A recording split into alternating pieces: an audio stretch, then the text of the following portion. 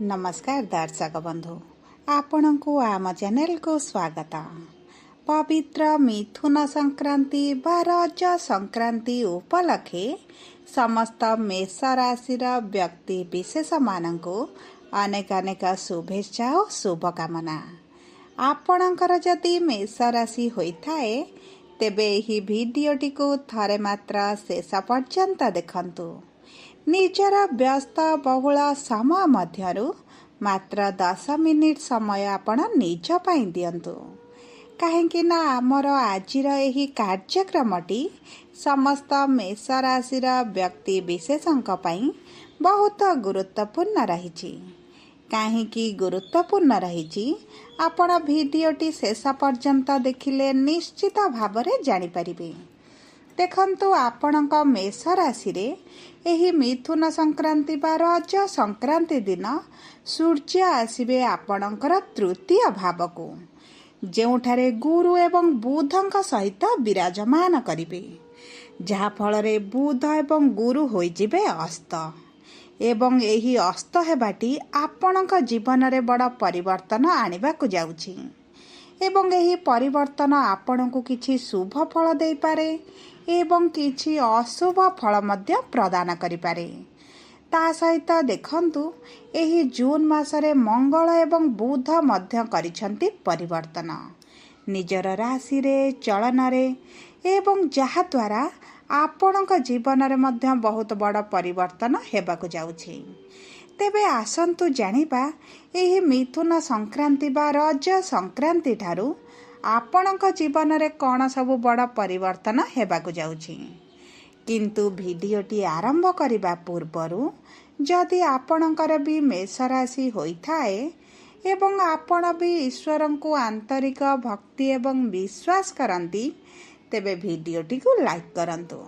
Comment box रे जय जगन्नाथ जय मां लक्ष्मी अवश्य लिखि दियंतु।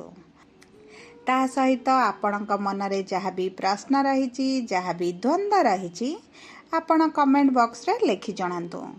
आमे आपणक प्रश्नर उत्तर देबा पई यथा संभव प्रयास करिबो। देखंतु विलंब हेले मध्य आपणक प्रश्नर आमे निश्चित उत्तर देबो।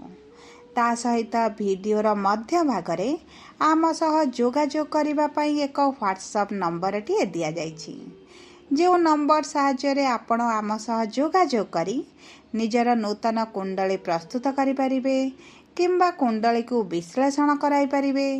ता सहित जदि आपणकर व्यवसाय चाकरी विवाह एवं प्रेम संपर्क को नहीं किछि समस्या रहिछि ताहार सहज समाधान करि परिबे। ता सहित आपणकर जदि विवाह पई कुंडली मेलक करिबाकु चाहुचंती ताहा मध्य आम सह जोगाजोग करि परिबे। तेबे आम सह भिडियोर शेष पर्यंत जोड़ी होई रुहंतु एवं व्हाट्सएप नंबर माध्यम रे आम सह जोगाजोग करंतु। एबे आसंतु जानिबा आपणकर राशि रे बा मेष राशि रे एही मिथुन संक्रांति बा रज संक्रांति तारु की भली परिवर्तन हेबो।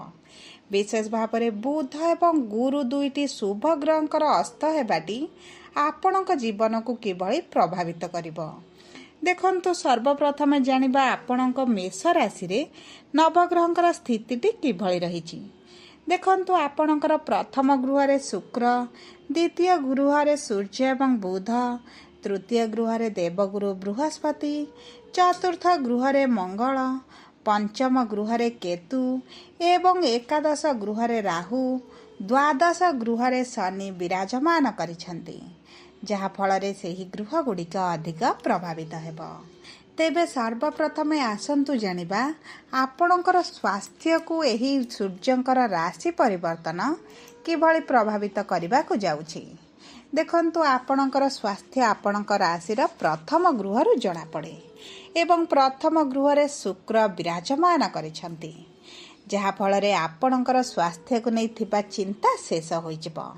स्वास्थ्य रे कोनोसी भी गंभीर समस्या आपण देखिबे नाही। ता सहित आपणक राशिर स्वामी मंगल चतुर्थ गृह रे नीचरे थिले, किंतु एही 7 तारिख दिन आपणकर पंचम गृह को गोचर करिसंती। सूर्यंक गृह रे सेनापति विराजमान करिवे, ଯାହାଫଳରେ ଆପଣ ऊर्जावान ଅନୁଭବ କରିବେ। ଆପଣଙ୍କର ସ୍ୱାସ୍ଥ୍ୟରେ ଯାହା ବି ଗମ୍ଭୀର ସମସ୍ୟା ଚାଲିଥିଲା ସେଥିରୁ ଆପଣଙ୍କୁ ଆରାମ ମିଳିବ। ସ୍ୱାସ୍ଥ୍ୟରେ ବିଶେଷ ଭାବରେ କୌଣସି ଗମ୍ଭୀର ସମସ୍ୟା ଆପଣ ଦେଖିବେ ନାହିଁ। କିନ୍ତୁ ଯେହେତୁ ଗୁରୁ ଏବଂ ବୁଧ ଅସ୍ତ ହୋଇଯାଉଛନ୍ତି, ଆପଣଙ୍କର ସ୍ୱାସ୍ଥ୍ୟରେ ଋତୁକାଳୀନ ସମସ୍ୟା କିଛିଟା ଦେଖାଦେଇପାରେ। କିନ୍ତୁ ଦେଖନ୍ତୁ, ଏହିଭଳି ସମସ୍ୟା ଆପଣଙ୍କର ବେଶୀ ଦିନ ପର୍ଯ୍ୟନ୍ତ ରହିବ ନାହିଁ। କାରଣ ସୂର୍ଯ୍ୟ ଯେତେବେଳେ ଚତୁର୍ଥ ଗୃହକୁ କେନ୍ଦ୍ରକୁ ଗୋଚର କରିବେ, ଆପଣଙ୍କର ପୁନର୍ବାର ଗୁରୁ ଏବଂ ବୁଧ ହୋଇଯିବେ ଉଦୟ ଏବଂ ଆପଣଙ୍କର ଏହିସବୁ ସମସ୍ୟାଟି ଦୂର ହୋଇଯିବ। ଯଦି ଆମେ ଆପଣଙ୍କର ପ୍ରେମ ସମ୍ପର୍କକୁ ଦେଖିବା, ଆପଣଙ୍କର ପ୍ରେମର ଗୃହକୁ ମଙ୍ଗଳଙ୍କର ଗୋଚର ହେଉଛି, ଯାହାଫଳରେ ଆପଣଙ୍କର ଟିକେ ଜିଦ୍ଦି ଭାବ ବଢ଼ିପାରେ। ଏହି ଜିଦ୍ଦିଟି ଆପଣଙ୍କୁ ଅଧିକ ସମସ୍ୟା ମଧ୍ୟ ଦେଇପାରେ। ଆପଣଙ୍କ ପ୍ରେମ ସମ୍ପର୍କରେ କୌଣସି ବି ସମସ୍ୟା ରହିବ ନାହିଁ। ଆପଣଙ୍କ ସାଥୀଙ୍କର ଆପଣଙ୍କ ପ୍ରତି ପ୍ରେମର ଭାବନା ବୃଦ୍ଧି ପାଇବ, ଯାହାଫଳରେ ଆପଣଙ୍କ ମନ ମଧ୍ୟ ଖୁସି ରହିବ। ସମ୍ପର୍କରେ ନିକଟତରତା ବଢ଼ିବା ସହିତ ଉଭୟ ସୁଖଦ ସମୟ ଅତିବାହିତ କରିବେ, ଯାହାଫଳରେ ଆପଣଙ୍କ ସମ୍ପର୍କରେ ମଧୁରତା ଆସିବ, ବୁଝାମଣା ବୃଦ୍ଧି ଘଟିବ ଏବଂ ଆପଣ ଏବଂ ଆପଣଙ୍କ ସାଥୀ ମଧ୍ୟ ଆପଣଙ୍କ ନିଷ୍ପତ୍ତିକୁ ସମ୍ମାନ ଦେବା ଆରମ୍ଭ କରିବେ। ଦେଖନ୍ତୁ, କୌଣସି ଏକ ମନୋରଞ୍ଜନ କାର୍ଯ୍ୟକ୍ରମରେ ଆପଣ ଯୋଗ ଦେଇପାରନ୍ତି। କୌଣସି ଏକ ପର୍ଯ୍ୟଟନ ସ୍ଥଳୀକୁ ବୁଲିବାକୁ ମଧ୍ୟ ଆପଣ ଯାଇପାରନ୍ତି। ଯଦି ଆମେ ଆପଣଙ୍କର ଶିକ୍ଷାକୁ ଦେଖିବା, ତେବେ ସମସ୍ତ ବିଦ୍ୟାର୍ଥୀଙ୍କ ମାନଙ୍କ ପାଇଁ ଏହି ମିଥୁନ ସଂକ୍ରାନ୍ତି ପରେ ବହୁତ ଭଲ ସମୟ ଆସୁଛି। ଆପଣଙ୍କର ପଞ୍ଚମ ଗୃହକୁ ରାଶିର ସ୍ୱାମୀ ଗୋଚର କରିଥିବାରୁ ଆପଣଙ୍କର ଶିକ୍ଷା ପ୍ରତି ଆଗ୍ରହ ବଢ଼ିବ। ଆପଣ ଏହି ସମୟରେ ଶିକ୍ଷା ସମ୍ବନ୍ଧିତ ଯାହା ବି ନିଷ୍ପତ୍ତି ନେବେ, ଆପଣ ଭବିଷ୍ୟତରେ ଲାଭାନ୍ୱିତ ହେବେ। ଆପଣ ଯେକୌଣସି ପରୀକ୍ଷା ଦେଲେ ଆପଣ ସେଥିରେ କୃତକାର୍ଯ୍ୟ ହେବେ। ଆପଣ ଇଣ୍ଟରଭ୍ୟୁ ଦିଅନ୍ତୁ, ଏଣ୍ଟ୍ରାନ୍ସ ଦିଅନ୍ତୁ କିମ୍ବା ଯେକୌଣସି ପ୍ରତିଯୋଗିତାମୂଳକ ପରୀକ୍ଷାରେ ଭାଗ ନିଅନ୍ତୁ, ଆପଣ ସେଥିରେ ନିଶ୍ଚିତ ଭାବରେ ଫଳପ୍ରଦ ହେବେ। ତା ସହିତ ଯଦି ଆମେ ଦେଖିବା, ଆପଣଙ୍କର ମନପସନ୍ଦର କଲେଜରେ ଆଡ଼ମିସନ୍ ମଧ୍ୟ ହେବାର ବହୁତ ଅଧିକ ସମ୍ଭାବନା ଅଛି। ଆପଣଙ୍କର ମନପସନ୍ଦର କୋର୍ସ ମଧ୍ୟ ଆପଣ କରିପାରନ୍ତି। ଯଦି ଆମେ ଆପଣଙ୍କର ସନ୍ତାନର ଯୋଗକୁ ଦେଖିବା, ଦେଖନ୍ତୁ, ଆପଣଙ୍କର ରାଶିର ସ୍ୱାମୀ ଆପଣଙ୍କ ପଞ୍ଚମ ଗୃହକୁ ଗୋଚର କରୁଛନ୍ତି ଏବଂ ଆପଣଙ୍କର ରାଶିକୁ ଦୃଷ୍ଟି ଦେଉଛନ୍ତି। ଶୁକ୍ର ଆପଣଙ୍କ ପ୍ରଥମ ଗୃହରେ ଅଛନ୍ତି ଏବଂ ଦେଖନ୍ତୁ, ଏହିଭଳି ସୁଯୋଗ ଆପଣଙ୍କ ଜୀବନରେ ବାରମ୍ବାର ଆସିନଥାଏ। ଆପଣଙ୍କର ସନ୍ତାନ ପ୍ରାପ୍ତିକୁ ନେଇ ଯଦି ସମସ୍ୟା ରହିଛି, ଆପଣଙ୍କର ବିଳମ୍ବ ଦେଖୁଛନ୍ତି ଏବଂ ଦୀର୍ଘ ଦିନ ହେବ ବହୁତ ଗୁଡ଼ିଏ ସମସ୍ୟାର ସମ୍ମୁଖୀନ ହେଉଛନ୍ତି, ତେବେ ଏହିଭଳି ସମସ୍ୟା ଆପଣଙ୍କର ଦୂର ହୋଇଯିବ। ଆପଣଙ୍କର ଭାଗ୍ୟ ସାଥ ଦେଉଛି। ଆପଣ ଏହି ସମୟ ମଧ୍ୟରେ ଡାକ୍ତରଙ୍କ ସହ ଯୋଗାଯୋଗ କରନ୍ତୁ। ନିଶ୍ଚିତ ଭାବରେ ସନ୍ତାନ ପ୍ରାପ୍ତି ହେବାର ଯୋଗ ରହିଛି। କିନ୍ତୁ ଆପଣଙ୍କ କୁଣ୍ଡଳୀରେ ଆପଣଙ୍କ ରାଶିର ସ୍ୱାମୀ, ଗୁରୁ ଏବଂ ଶୁକ୍ରଙ୍କର ସ୍ଥିତି କିଭଳି ରହିଛି ତାହା ସବୁଠାରୁ ମହତ୍ତ୍ୱପୂର୍ଣ୍ଣ। ଯଦି ଆପଣଙ୍କ କୁଣ୍ଡଳୀରେ ଏହି ତିନୋଟି ଗ୍ରହ ଭଲ ସ୍ଥିତିରେ ଥାନ୍ତି, ତେବେ ଆପଣଙ୍କୁ ନିଶ୍ଚିତ ସନ୍ତାନ ପ୍ରାପ୍ତି ହୋଇଯିବ। ସେଥିପାଇଁ ଆପଣ ଆପଣଙ୍କ କୁଣ୍ଡଳୀକୁ ଥରେ ବିଶ୍ଳେଷଣ କରନ୍ତୁ ଏବଂ ଜାଣନ୍ତୁ ଆପଣଙ୍କର ସନ୍ତାନର ଯୋଗ ଅଛି କିମ୍ବା ନାହିଁ, ଯଦି ଅଛି କେବେ ଅଛି। ତା ସହିତ ଯଦି ଆମେ ଆପଣଙ୍କର ବୈବାହିକ ସମ୍ପର୍କ ଏବଂ ବିବାହର ଯୋଗକୁ ଦେଖିବା, ତେବେ ଆପଣଙ୍କ ସପ୍ତମ ଗୃହର ସ୍ୱାମୀ ହେଉଛନ୍ତି ମଙ୍ଗଳ, ଯିଏ ଆପଣଙ୍କର ପଞ୍ଚମ ଗୃହରେ ଉଚ୍ଚ ସ୍ଥିତିରେ ରହିଛନ୍ତି।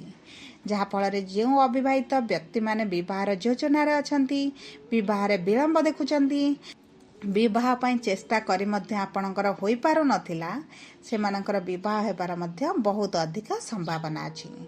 ବୈବାହିକ ସମ୍ପର୍କରେ ଆପଣଙ୍କର ନିକଟତରତା ବଢ଼ିବ। ଯେଉଁ ତୃତୀୟ ଲୋକଙ୍କର ହସ୍ତକ୍ଷେପ ଥିଲା ତାହା କମିଯିବ। ପତି ପତ୍ନୀଙ୍କ ମଧ୍ୟରେ ଦୂରତାଟି କମିଯିବ। ଯାହା ବି ମନମାଳିନ ମତାନ୍ତର ଥିଲା ତାହା ମଧ୍ୟ କମିଯିବ। ଆପଣଙ୍କର ସାଥୀଙ୍କର ଆପଣଙ୍କ ପ୍ରତି ପ୍ରେମର ଭାବନାଟି ବୃଦ୍ଧି ପାଇବ। ସମ୍ପର୍କରେ ପ୍ରେମ ଏବଂ ରୋମାନ୍ସର ବୃଦ୍ଧି ଘଟିବ।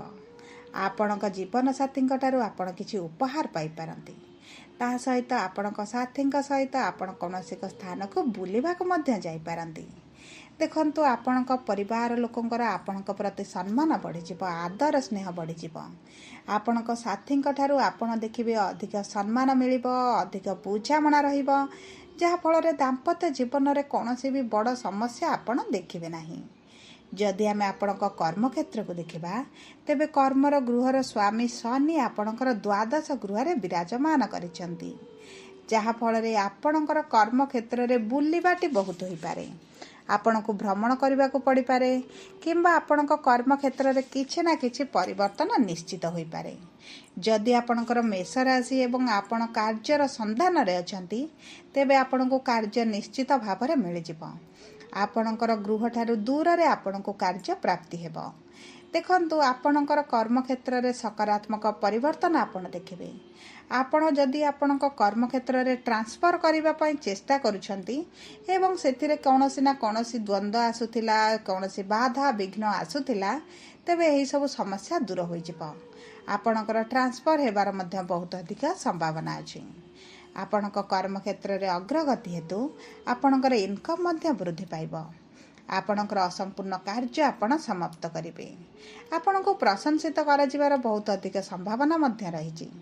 ଯଦି ଆପଣ ଅନଲାଇନ୍ ରିଲେଟେଡ୍ କୌଣସି କାମ କରୁଛନ୍ତି, ସୋସିଆଲ ମିଡ଼ିଆ ହେଉ, ଡିଜିଟାଲ ମିଡ଼ିଆ ହେଉ, ସେଥିରେ ଆପଣଙ୍କୁ ବହୁତ ଅଧିକ ସଫଳତା ମିଳିବ। କାରଣ ତୃତୀୟ ଗୃହ ବା ଅନଲାଇନ୍ର ଗୃହକୁ ସୂର୍ଯ୍ୟଙ୍କର ଗୋଚର ହେଉଛି, ଯାହାଫଳରେ ଆପଣଙ୍କ କର୍ମକ୍ଷେତ୍ର ପାଇଁ ବହୁତ ଅଧିକ ଭଲ ରହିଛି। ଯେଉଁ ବ୍ୟବସାୟୀମାନେ ଅନଲାଇନ୍ରେ କାରବାର କରୁଛନ୍ତି, ଡିଜିଟାଲ ମିଡ଼ିଆରେ ବ୍ୟବସାୟ କରୁଛନ୍ତି, ସେମାନଙ୍କୁ ମଧ୍ୟ ବହୁତ ଲାଭ ମିଳିବାର ସମ୍ଭାବନା ଅଛି। ଆପଣଙ୍କ ଲାଭ ଦ୍ୱିଗୁଣିତ ମଧ୍ୟ ହୋଇପାରେ। ଯେଉଁ ଖରାପ ପରିସ୍ଥିତି ଦେଇ ଚାଲୁଛନ୍ତି, ସେଥିରେ ଆପଣଙ୍କର ପରିବର୍ତ୍ତନ ଦେଖିବେ। ଆପଣଙ୍କ ବ୍ୟବସାୟରେ ଆୟ ବଢ଼ିବା ସହିତ ଆପଣ ବ୍ୟବସାୟକୁ ବିସ୍ତାର କରିବା ପାଇଁ ମଧ୍ୟ ଚିନ୍ତା କରିବେ। ଦେଖନ୍ତୁ, ଏକାଦଶ ଗୃହରେ ରାହୁ ବିରାଜମାନ କରିଛନ୍ତି, ଯାହାଫଳରେ ଆପଣ ଚାଲାକ ଚତୁର ମଧ୍ୟ ହୋଇଯିବେ ଏବଂ ଆପଣଙ୍କ ବ୍ୟବସାୟକୁ ଆପଣ ବହୁତ ଅଧିକ ଆଗକୁ ନେବା ପାଇଁ ମଧ୍ୟ ପ୍ରଯତ୍ନ କରିବେ। ସବୁ ପରେ ଦେଖନ୍ତୁ, ବ୍ୟବସାୟ ପାଇଁ, ଚାକିରି ପାଇଁ ମଧ୍ୟ ବହୁତ ଭଲ ସମୟ ରହିଛି। କିନ୍ତୁ ଅଶୁଭତ୍ୱକୁ ଦୂର କରିବା ପାଇଁ ଆପଣ ପ୍ରତିଦିନ ମଙ୍ଗଳଙ୍କର ବୀଜ ମନ୍ତ୍ର ଜପ କରନ୍ତୁ, ହନୁମାନ ଚାଳିଶା ପାଠ କରନ୍ତୁ, ସୂର୍ଯ୍ୟଙ୍କୁ ଜଳ ଅର୍ପଣ କରନ୍ତୁ। ଆପଣଙ୍କୁ ଶୁଭ ଫଳ ପ୍ରାପ୍ତି ହେବ। ଯଦି ଆପଣଙ୍କର ମେଷ ରାଶି ହୋଇଥାଏ, ତେବେ ଭିଡ଼ିଓଟି କିଭଳି ଲାଗିଲା କମେଣ୍ଟ ବକ୍ସରେ ଲେଖି ଜଣାନ୍ତୁ। ଯଦି ପ୍ରଥମ ଥର ଆମ ଚ୍ୟାନେଲକୁ ଆସିଛନ୍ତି, ଚ୍ୟାନେଲଟିକୁ ସବସ୍କ୍ରାଇବ୍ କରନ୍ତୁ। ପାଖରେ ଥିବା ବେଲ୍ ଆଇକନ୍କୁ ପ୍ରେସ୍ କରନ୍ତୁ। ଯଦି ଆମ ସହ ଯୋଗାଯୋଗ କରିବା ପାଇଁ ଚାହୁଁଛନ୍ତି, ତେବେ ଭିଡ଼ିଓରେ ଦିଆଯାଇଥିବା ହ୍ୱାଟ୍ସଆପ୍ ନମ୍ବର ମାଧ୍ୟମରେ ଆମ ସହ ଯୋଗାଯୋଗ କରନ୍ତୁ।